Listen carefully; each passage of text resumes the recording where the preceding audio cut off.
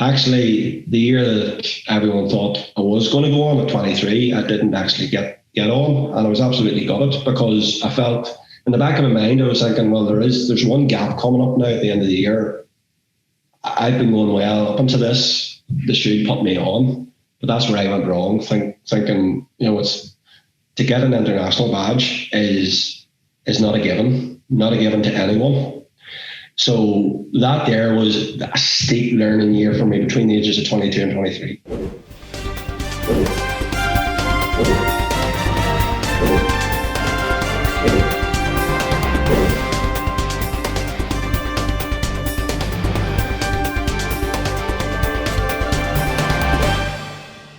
Right then, hello folks, welcome to episode 19 of Referees, the Final Whistle podcast with Ant, Martin and Nathan, and today's guest is again a little bit of refereeing royalty for you.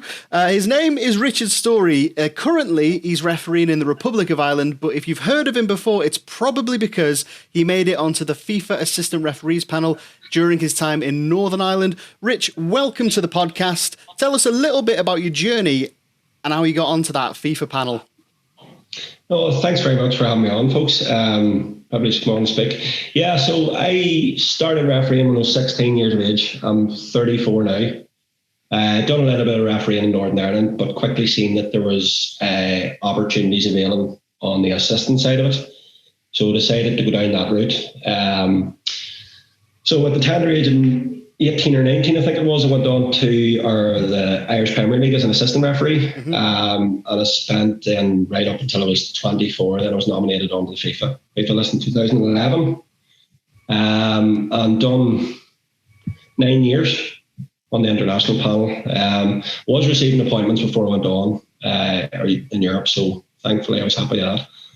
I've done 56 matches in Europe and thoroughly enjoyed my time. Had a lot of good games, done 6 Europa League group stage matches, done the last 32 game, done a number of internationals in terms of World Cup qualifying games, European Championship games, and yeah, enjoyed the journey. Met lots of people, done a lot of really, really good matches, and yeah, looking forward now going down the refereeing side of it. I'm looking forward to a new challenge in Ireland, in the Republic of Ireland.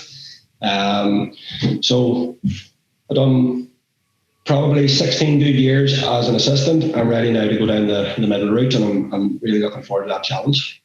You said you made the panel at 24. Yeah. That's phenomenal. As a 24-year-old, that's like a baby in the refereeing world, in the officiating world. Did you feel like any extra pressure from anyone going, look at the young lad, FIFA list, what's going on here? Or was you like, nah, I'm flying, check me out? No, it's funny you should say that, Ant, actually. The age that you can go on the list as an assistant is 23, as a referee is 25. I was receiving appointments in Europe from the age of 21, which is unheard of, probably. It was unheard of back then anyway. And yeah, I was always going out under the impression of I'm a lot younger than these guys, I have to impress. But in saying that, there was a lot of learning at such a young age. I'm confident, but don't believe that I'm arrogant, but I'm confident. But I maybe got a wee bit complacent between the ages of 22 and 23 because there was a gap in Northern Ireland. There was an extra badge available, and there was a lot of people telling me, "Well, you're going to go on. You're a cert, definitely going to happen." But see, that year before I turned 23, that was probably my worst year in terms of my performances. Not that I wasn't doing any less work. It was probably because people were telling it to me from all angles, and I was putting too much pressure on myself, maybe. And actually, the year that everyone thought I was going to go on at 23, I didn't actually get on, and I was absolutely gutted because I felt in the back of my mind, I was thinking, well, there's one gap coming up now at the end of the year. I've been going well up until this. They should put me on. But that's where I went wrong, thinking, it's to get an international badge is not a given to anyone. So that year was a steep learning year for me between the ages of 22 and 23. We went on a training camp with the Irish FA to Holland, to the football headquarters in Holland. And I remember it well. One of our old school observers took me to the side and gave me a real dressing down. Was really honest with me. And at a young age, I was absolutely, it was actually after an evening meal and everyone was relaxing and I was that torn apart that I went to my bed and I didn't want to see anybody. And I was gutted and I was thinking to myself, when I go home, that's me finished. I'm going to give up. I was going through all that I was at such a low. And then funny what's it, the next morning we had obviously we were getting up, we were doing things. Jaap Muhlenberg from Holland came in to give us a talk. And instead of giving us a talk, he put on, do you know the movie Kill the Referee? Yeah. He put on that and that motivated me. In a strange sort of way, this might sound stupid, seeing them guys at the Euros and thinking, that's international level. I want that. I want a wee piece of that. Maybe not at that level, but as high as I can possibly go. So for me, the night before, thinking I want to give up, I was now thinking, you know what? I'm going to prove these guys wrong. I can do it. And the observer that gave me the dressing down, he later told me that was the response he wanted from me. That's why he was doing it. He wasn't doing it to be mean, to be hateful, or to be anything else. He was doing it because he knew, in his words, he knew I was a strong enough character to bounce back from that and say, I'm going to prove these guys wrong. And that observer, that was on the January or February of that year, and that observer phoned me in October of the same year to tell me I was being nominated. And he was the one that was most pleased for me. So it had the effect on his part. But yeah, going on at 24, sorry to go away from the question there. It is extremely young, especially back in the early 2011. It's most guys were late 20s, early 30s at least before they got onto the FIFA list.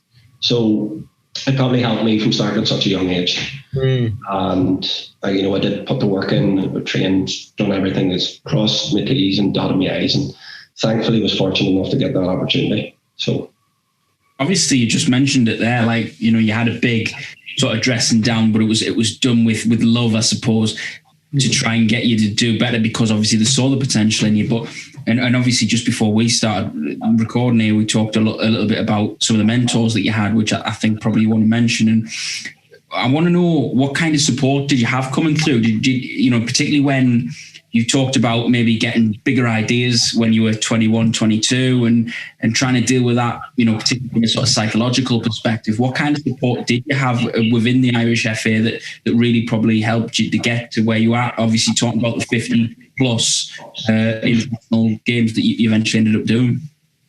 Yeah, no, don't get me wrong, the support was very good. I think as the years go on, the sport gets better because people are learning from all angles, whether it be psychological help, whether it be help with your fitness, whether it be help with your general refereeing. But back then, yes, there was development groups within each divisional association. So they were extremely useful. And then when you got to national level, the best support I would say would probably from your colleagues. The guys that have been there, 10 years, 15 years, the older guys in the panel and the more experienced guys, they were, all the development groups in the world are brilliant. But I think the most valuable advice and experience and learning you'll get is speaking to them guys, speaking to them through games, speaking to them after matches. If something goes wrong, don't bury your head in the sand, lift the phone, ask for advice.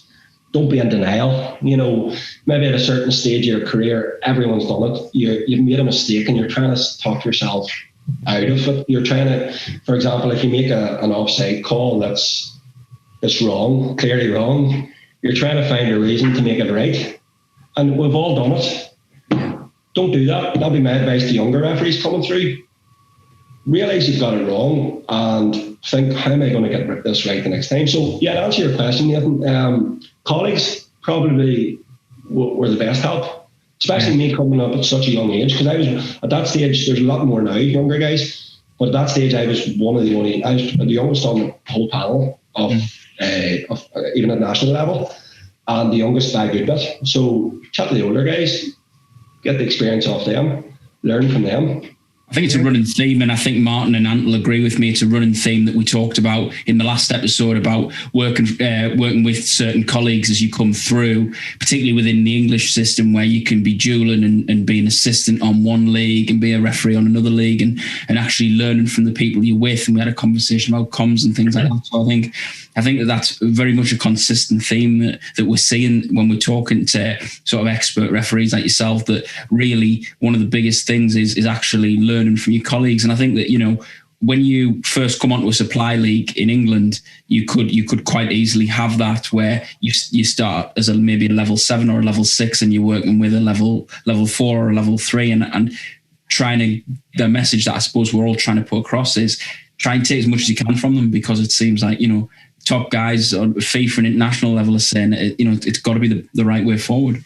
Absolutely. And not only that there too, you can actually learn from guys who maybe aren't at the same level as you in terms of being a lower level than you. Yeah. You can learn from everybody, you know, have an open mind, you know, look at, you know, I love going out, not so much now, obviously I can't with the COVID situation, but I love going out and watching local games, and I try and pick up some wee thing from the referee.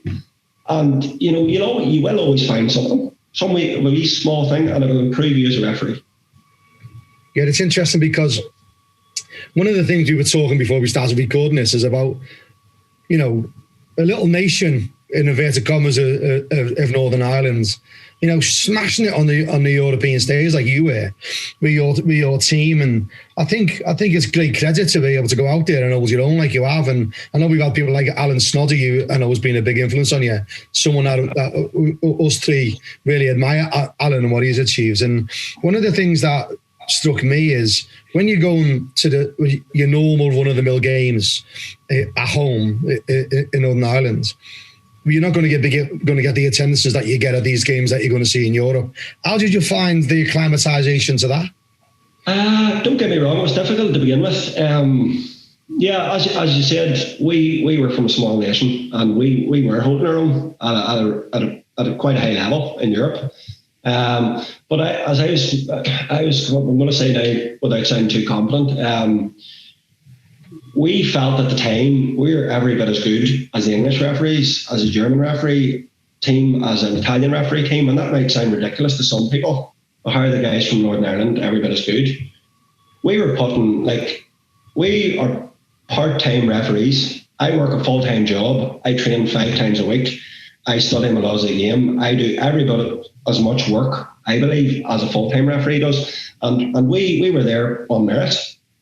So we just have, you know, the English referees have probably the best product in the world in terms of the Premier League. We had our Premier League. Our Premier League, in our eyes, is the best league in the world. Mightn't be as high a level, but a game of football is a game of football. If you put the same work and the same effort into it, that's why I'm saying, without sounding too, hopefully not sounding too arrogant, that we felt we were every bit as good as the bigger nation referees. Well, it's interesting because when we had Clattenburg on, Mark Clattenburg, is one of the things he touched on is exactly what you just said. And he said, Clat said, you know, I might come across as arrogant, but I'm confident. I believe in my ability, and I think you've got to. We said you got to own your mistakes. You got to own what you win. You own your bonuses. You own the appointments. And I think I've seen it. We've seen the quality of what you've produced in the team you were with, and I think you've got to have a bit of that. And Clat's touched on it about, you know, if you haven't got a little bit about you, these players are going to eat you up. They're just going to eat you up, and it's a good balance. And I think you're doing yourself a disservice there. I think you're more than capable, and you're more than you know. Sorry, I'm just realised I didn't actually answer your question. Your question was, how did it go from doing a game in front of 2,000 of them right to a game in front of 50,000? Do you know what? It was, in a strange sort of way, maybe easier in front of 50,000 than it was 2,000 or 200 or 500. Because you can hear specific comments from the crowd of 200 or 500, whereas you just hear a big noise. And you know what? Seeing the whistle goes, you're not focused in the match. you don't really hear anything. You enjoy the whole, seeing the big games, the big games, every game's a big game, sorry. But I mean, European games and big stadiums in front of 30, 40, 50,000 people. You enjoy the whole pre-match and post-match, and you can see the media presence, and you just know it's a big deal. But you see when the whistle blows, first whistle blows, it's any other game of football. You do what you do at home. You do what you do. You do what you have been doing for years leading up to that. So possibly easier. Pressure might have been a bit greater, but in terms of the actual moment, possibly easier in front of a bigger crowd than a smaller crowd. Can I supplement the question that Martin's just asked there? Because I'm interested to know about when you go to a big, you talk about big crowds, you go to a big place. I'm assuming that, obviously you were working with Arnold when he was struck by a missile in was it Romania? And I want to know kind of what was going through your mind at that stage when obviously that happened and you're in a big crowd. It's obviously a hostile atmosphere. How did you deal with that, and what was the kind of mindset around that? I actually wasn't on that game, Nathan. You see, we were predominantly on a team throughout the journey in terms of on Arnie's climb up to Cat 1. In terms of all Europa League games, like I done probably 95% of my matches with Arnold Hunter. But then unfortunately Arnold got demoted to Cat 2. And when that happened, then the team was sort of split a wee bit. So I was sent to work with another referee, as was maybe the other assistant. And so things that was actually, there was a new, who's now a FIFA referee from Northern Ireland, Jamie Robinson. He was fourth official, but he wasn't FIFA at the time that happened to Arnold. And there was an experienced assistant referee, but the other assistant referee was fairly new on the international panel. So having spoken to the boys, it was an extremely difficult situation. The police actually in Romania had told the team of referees, by what I'm told, they told the UEFA delegate, this game doesn't finish, there's going to be big riots. So the team of referees were put under immense pressure to finish that game. Thankfully that happened. It wasn't a good thing, but it was never a good time for that to happen, but it happened with only a minute or two to spare in the match. So Jamie Robinson done very well to go on and get that game finished. So he did. That's mad that the police are like, yeah, no, you don't have the choice to abandon the game. That's mad. Obviously they did have the choice to abandon it, but to say these are the repercussions guaranteed if you decide to abandon the game, that, like you say, that amount of pressure on those officials. Wow. See, the atmosphere, we talked about atmosphere earlier on. The atmosphere in Eastern Europe, for example, a lot of Eastern European countries, I loved because it was really, really intense. Completely different atmosphere to what you might get in Ireland, England, France, the western part of Europe. It was just madness. The stadiums looked like they're on fire. You have the whole place bouncing. It's just life or death over there to the fans. And it's brilliant. It's good when something that, unfortunately what happened in Ireland doesn't happen. It's good in terms of you come away with such a buzz after. Refereeing that environment, and it's great. In terms of walking into that environment as a match official, I know that you can't let it intimidate you and put anything up you in terms of a bias or anything like that. But surely there was something there. You walk into that and it is a cauldron of potentially hostile energy. Is there something You're only human. I would say, see, pre-match, you're going into the whole. See, when you're checking your pitch and you're walking into the stadium, right, and you're trying to show. We talked about confidence earlier on. You're trying to show ultimate confidence. You're walking around that pitch with your head high and your shoulders out, like you are the man. If that makes sense.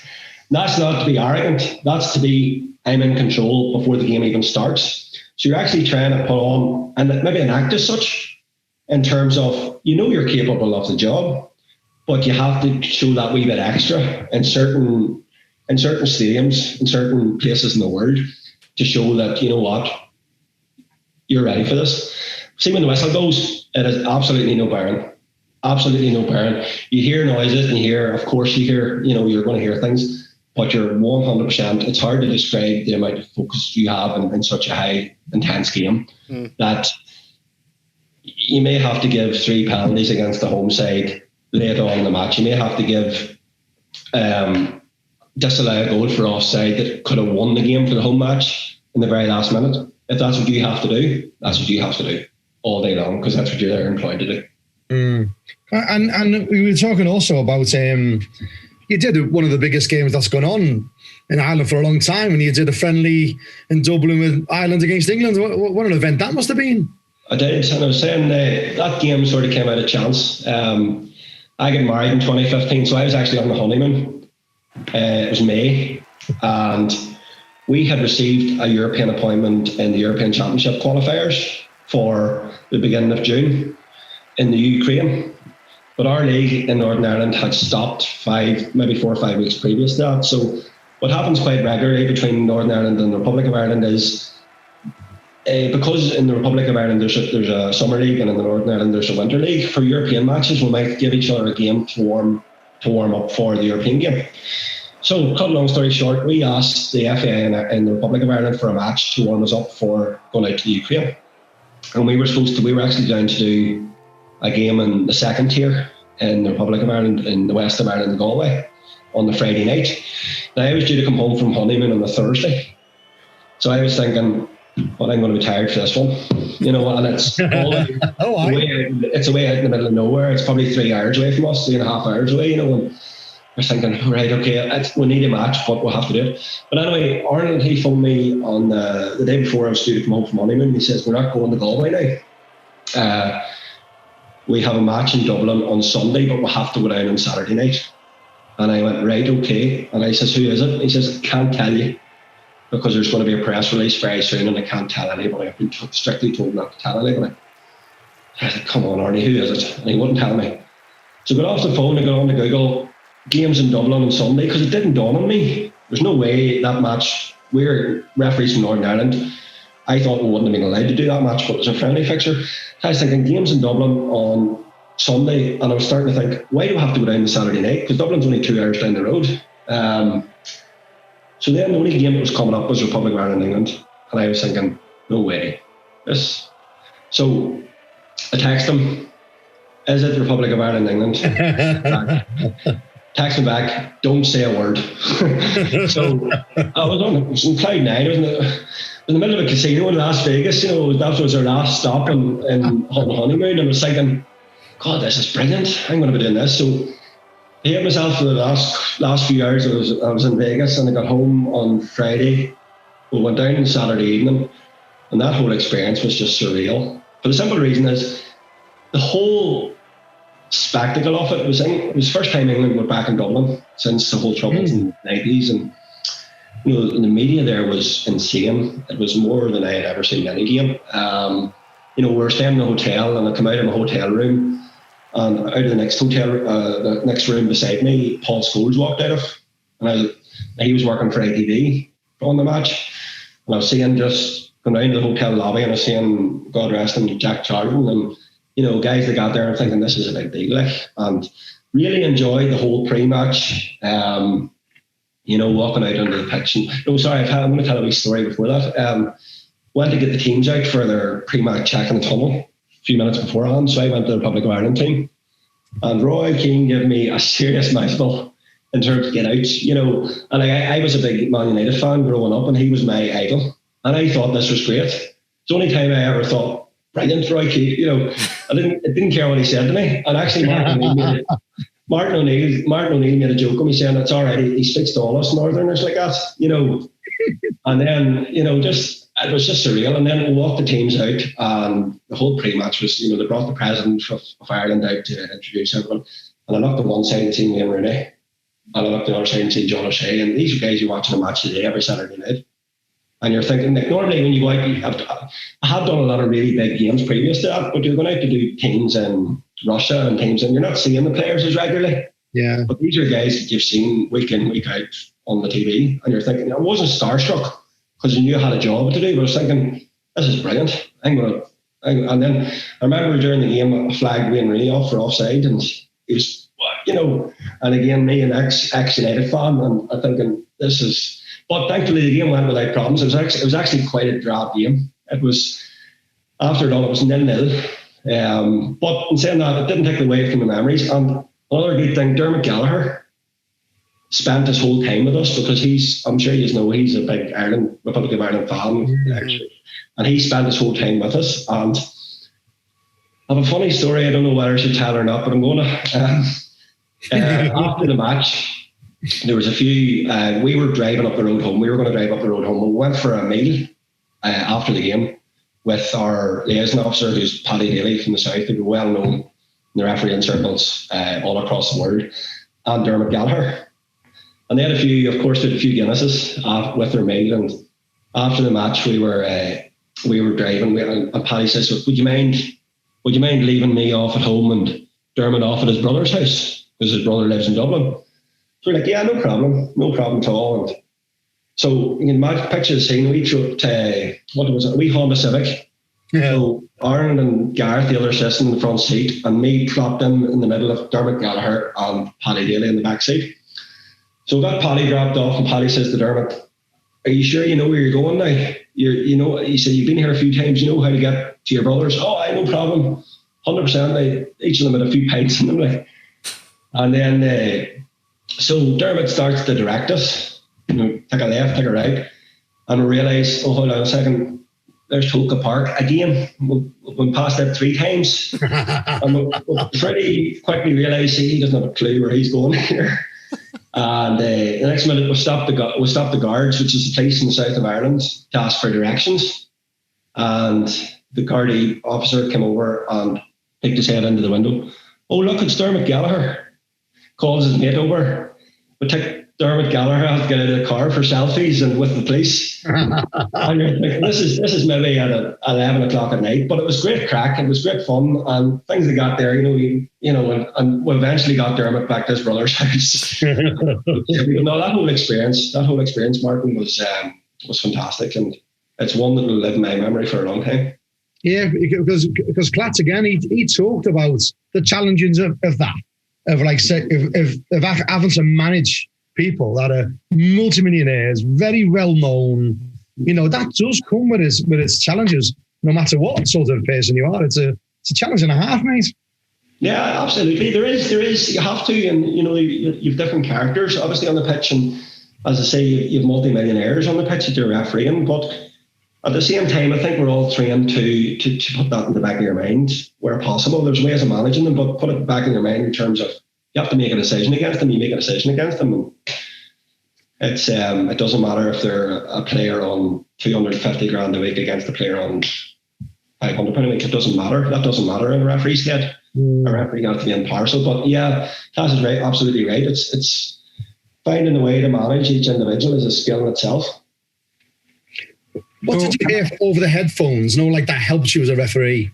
Internationally, we've said about as you climb the ladder, I always felt that, when you're a line-out and you listen off the ref and you learn, you bring little things, little nuggets, and you get acclimatized to it. On the international stage, that's just another level again, isn't it? To help you as a people. Absolutely. No, you learn a lot. And I always tell people who are dead set against lining, give it a try for a while, because you will learn so much in terms of your refereeing by being on the line. You'll pick so much up from different referees. But yeah, you hear all sorts, especially in the Irish League. You hear all sorts of ways of management, different referees, different personalities. You'll have a referee that is laid back and won't say too much, and then you'll have another referee that might be, best word to describe, industrial. Sometimes it works for certain referees, but sometimes it doesn't. But yeah, you learn so much, Martin. On the European level, it's sometimes hard to hear. Yeah, you have to be really clear, and we would always say repeat. So you'd say everything 3 times. So if you were given an offside decision on the line, you're going offside, and you're saying it as clearly as you can. But you have to keep it to a minimal with communication. Too much is mumble jumble. Yeah, we have a similar problem with Martin on the podcast. Exactly, I'm going to say it 3 times, going to record it, bleeding 3 times. One of the things that jumped out at me as you were talking, and if I'm putting you on the spot, then we'll cut it out.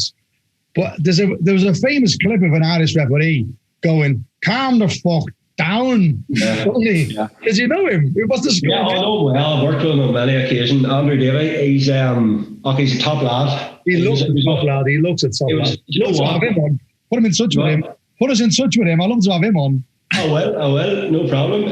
No, he's, to be honest with you, I've been lying to myself otherwise. That's probably mild for some. There's 1 or 2 referees in particular that if you heard them referee, you'd think.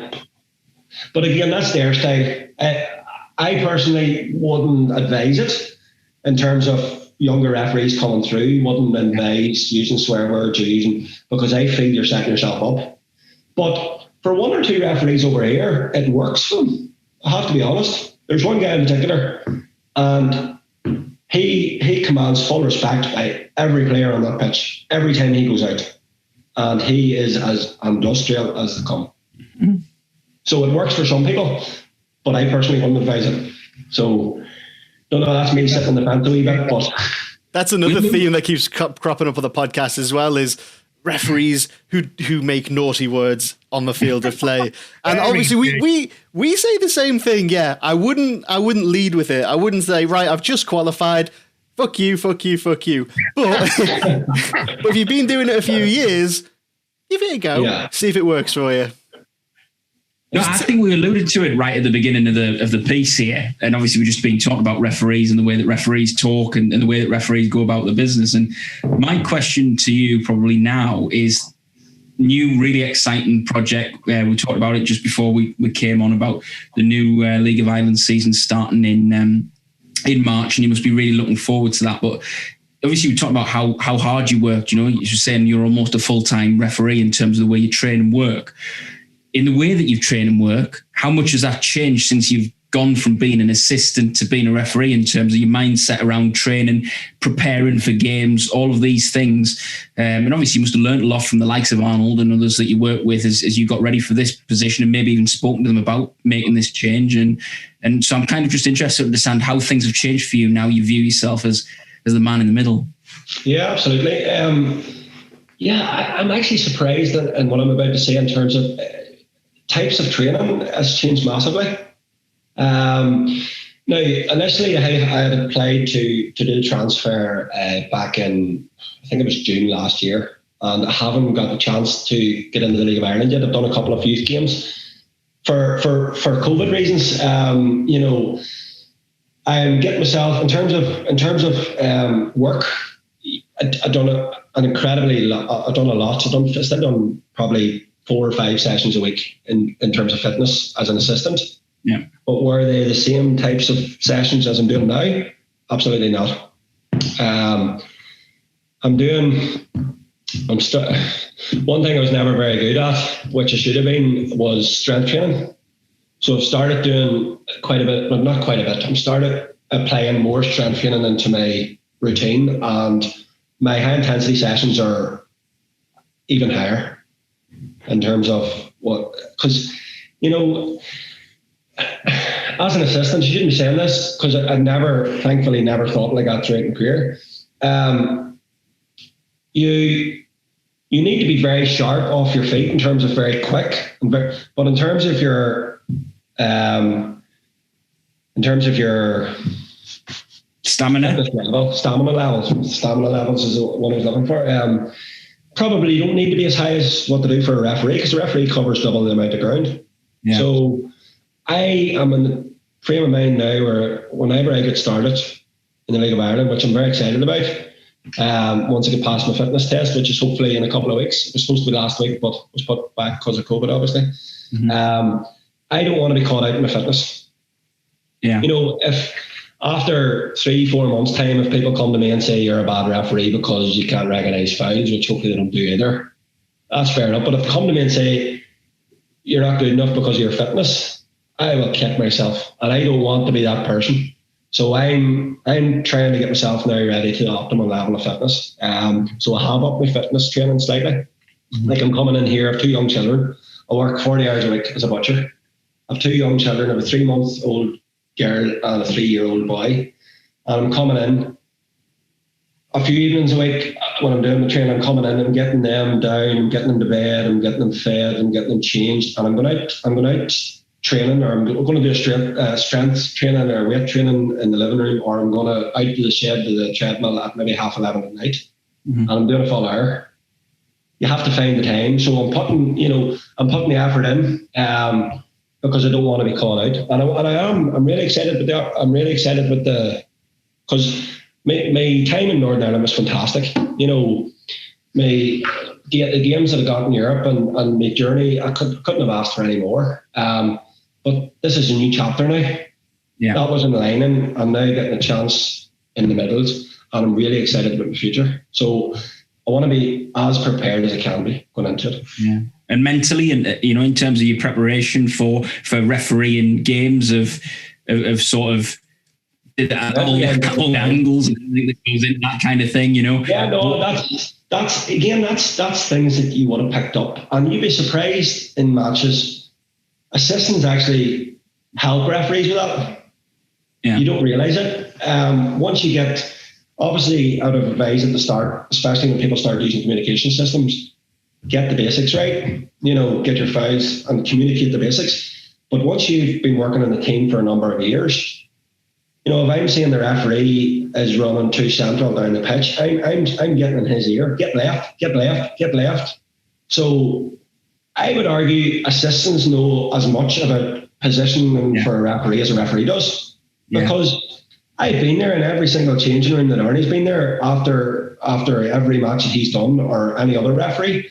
And I've listened to the advice that he's getting, not only the advice that I'm getting. Yeah. And I took it on board, not because I was thinking about my future, but because I was thinking at that time, I'm going to listen because I want to be another set of ears for him in case he's missed anything.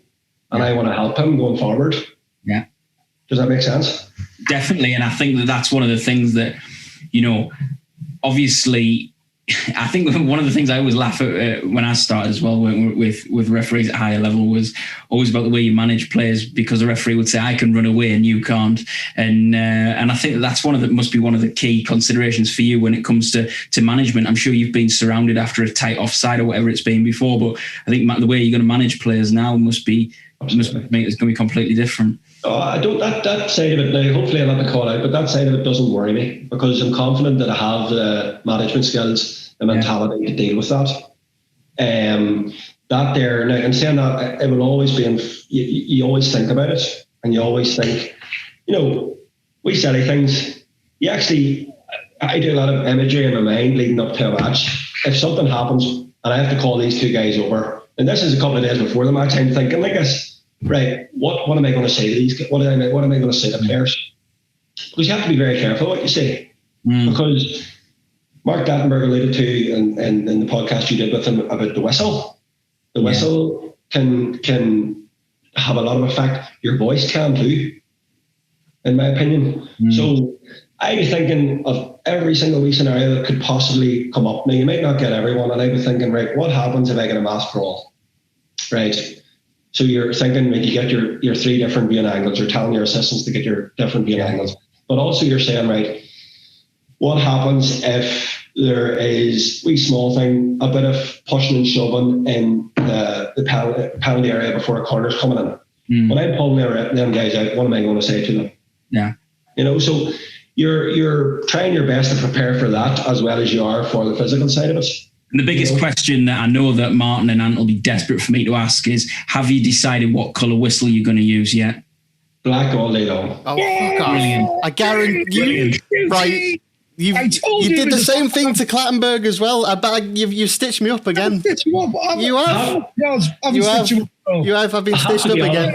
I don't know he's on us. I have to be honest. I do own a nice neon yellow one, but I will never use it. Why not? What a waste of a brilliantly coloured whistle. Listen, I've got a better question, right? What's the best way to cook a steak? You're a butcher. I know you're a chef. Yeah, go on. Actually, go on. Come on, best way to cook a steak? Anything more than medium and you're destroying it. Amen to that. Absolutely amen. Anything more than medium, you're destroying it.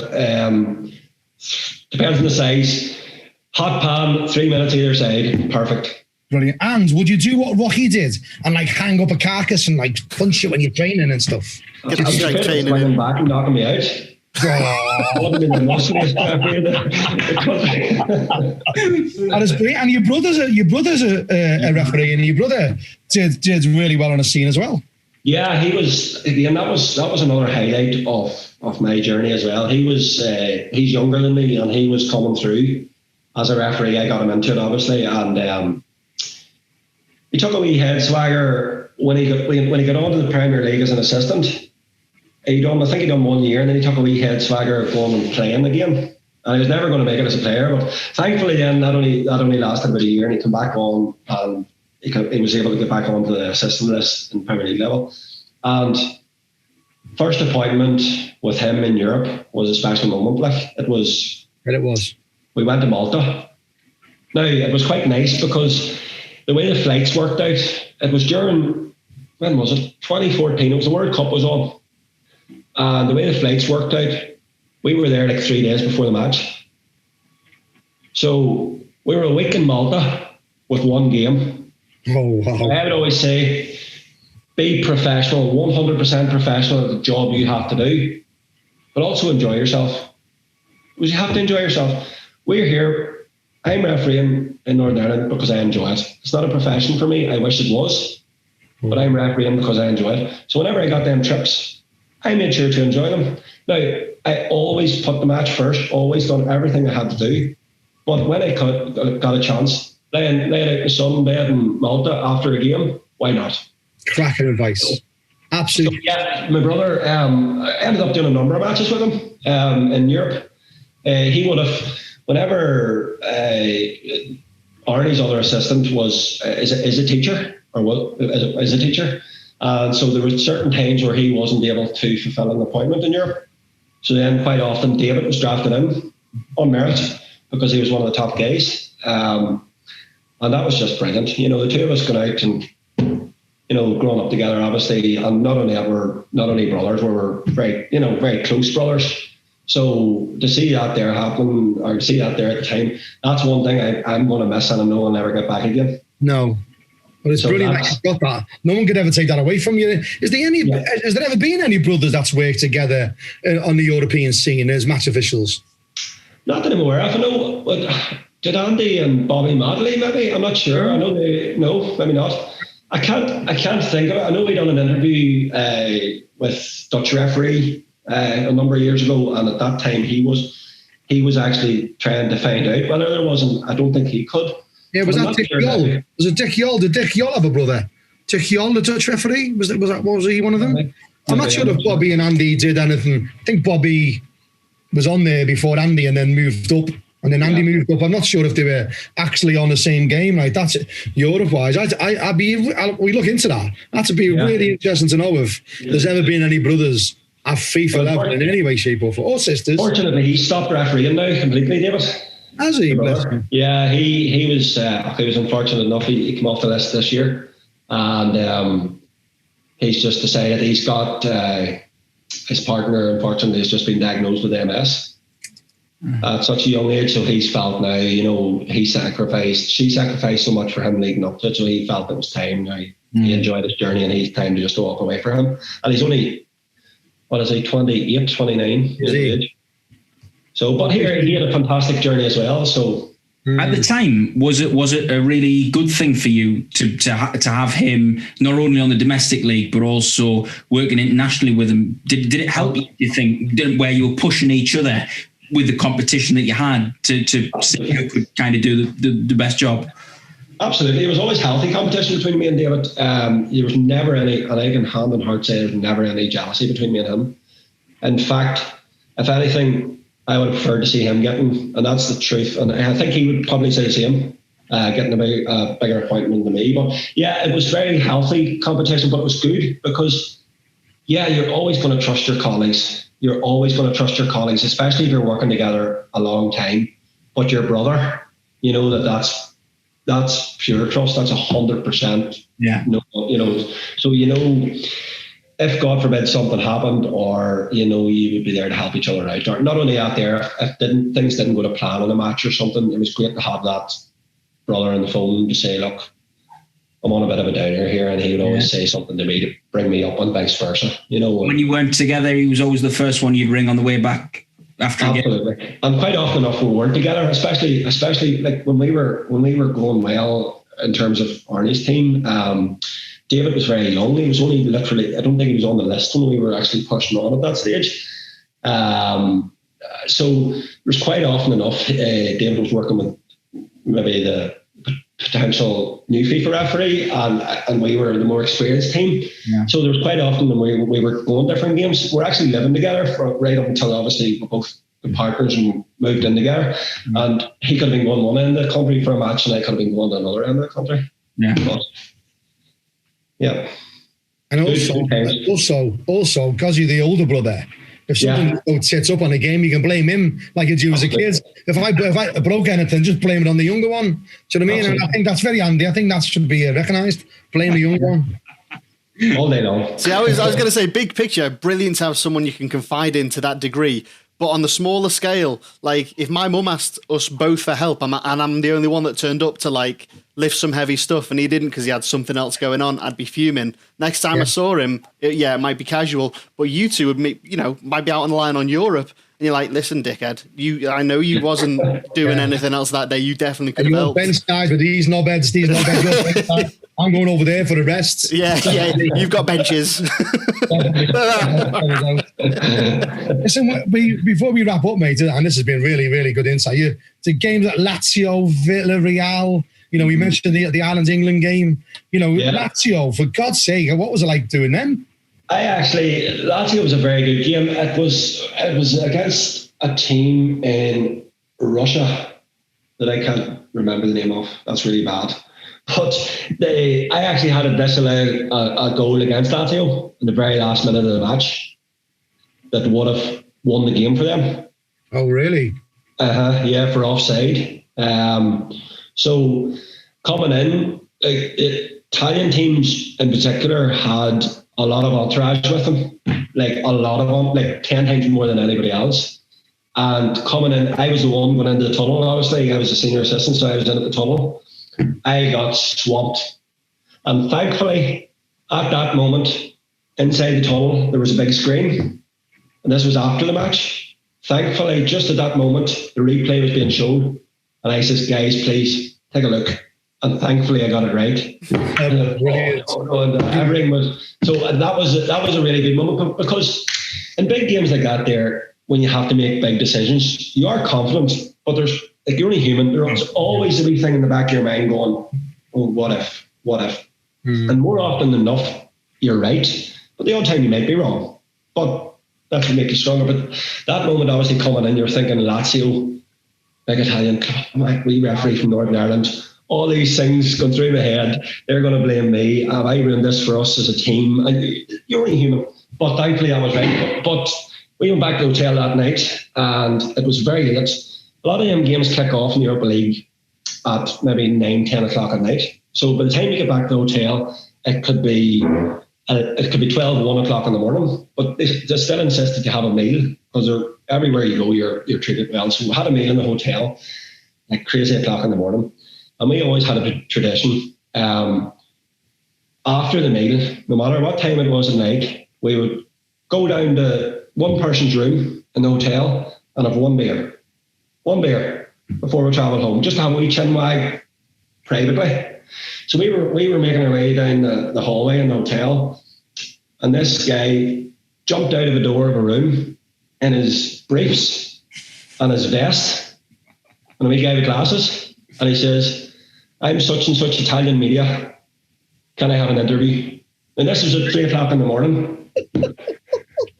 And Arnie was a wee bit taken back, but he was nearly, from where I was seeing, I was thinking that he was nearly going to go, "Yeah, what do you want to know?" Yeah. And I'm going, "Come on, you." I more or less, we all more or less said, "Look, we can't speak to media," and straight down to the room. But like wee things like that prop into your mind too. But Lazio was fantastic. Villarreal, they got our first. We get word that we're going to do our first Europa League game. And that's what we were striving towards at that time, to get into the groups. because that's where they want to be. It's first of all Europa League and Champions League. But when we found out we were getting an appointment, it's the same at any level. You always look at the games and go, wonder what game we'll get. When you find out, because the way it works in Europe is you find out you have a match in the Europa League, but you don't get told where you're going until you get your flights, maybe 3 or 4 days beforehand. So that was maybe 2 weeks, two weeks before the Europa League game. So we were studying these games. Where could it be? Villarreal was one game we thought not a chance. No, it was one of the Spanish La Liga team. First game, they're not going to send us there. We were looking at the smaller clubs, thinking, when we found out we were going to Villarreal, we were like, this is. And it was at the Madrigal? It was at the Madrigal, yeah. Oh. And it was fantastic. And thankfully the game went really smoothly for us for a first game in the Europa League. Everything went really well, but it was just the whole, your friends asking you where you going, or going out to do Villarreal. What? Because at that stage we had done a number of big games, but nothing at that level. That was probably our first big one. And that was the start of the journey for a couple of years. And unfortunately, it was. Wish I had it went on longer, but in saying that, can't complain because we've done some fantastic matches. We talked about the great grounds. What was the greatest city that you visited? Liverpool, obviously. You must have gone to Liverpool. Do you know what? I really like Liverpool as a city, but it's a shame about the football team. Oh, well, that's the end of the podcast. Thanks very much. I'm sorry. We've got his brother on next. We're going to get rid of him. Yeah. His brother's a slag him off. No, I really do like Liverpool as a city. It's a lovely city. So it is. No, cities, I've been to a lot of nice places. Athens. Surprisingly, I say Athens because that's where probably all went wrong for us in a game that finished it for us. But Athens as a city is beautiful. Where else? Moscow, beautiful city. And you know what? Lovely people. Lovely. Anywhere you go, anywhere we went, we were Kazakhstan. There was a place in Kazakhstan called Pavlodar, and it was out of this world. I always had an ambition to referee outside of Europe. Now, up until that point, I hadn't, but I counted that country because another part of Europe, but it's almost Asia. Almost. Most of it was Asia. But then thankfully I got the opportunity after that to go to Saudi Arabia. But no, Pavlodar was a city, Athens was a city that I really enjoyed. Bordeaux was lovely. But there's so many. You get the obligatory photo in Red Square? Yeah, I did. Wow. That's fantastic. It's a crazy spot. Anyone else here who wants to get into refereeing and you see the journey, and we as a charity, as Ref Support UK, we want to flash up that there's referee abuse out there, there's referee assault out there. That's important to us so people can realise and prepare them for what might happen. But we'll always say there's some amazing opportunities being a match official, being a referee, being assistant referee, or lino as we like to call it. And it's just that we'll always be outweighed the bad by the good experience like this. And I think you've shown that. You've shown some great insights, some wonderful, passionate insights to it. Achieved some amazing things, not only for yourself, but for the North of Islands. With your brother, absolutely incredible. And now you're moving on to refereeing in the South. And I am sure the boys will join us in. We wish you all the best in that, mate. And this has been a cracker insight into you. And just carry on using that black whistle. And I'm sure you go from strength to strength. Yeah, thanks for having me. Enjoyed it, Richard. Thanks very much for joining us. Thanks, Mitch. Thank you very much. Cheers for sharing your stories, and see you all on the next episode of Referees, the Final Whistle podcast.